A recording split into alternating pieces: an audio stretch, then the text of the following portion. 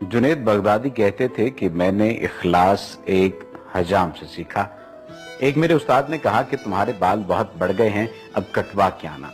पैसे कोई थे नहीं पास में, हजाम की दुकान के सामने पहुंचा तो वो ग्राहक के बाल काट रहा था। उन्होंने अर्ज की, चाचा अल्लाह के नाम पे बाल काट दोगे?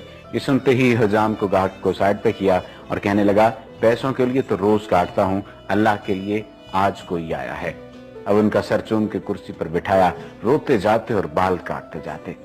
हजरत जुनैद बगदादी ने सोचा कि जिंदगी में जब कभी पैसे हुए तो उनको जरूर कुछ दूंगा।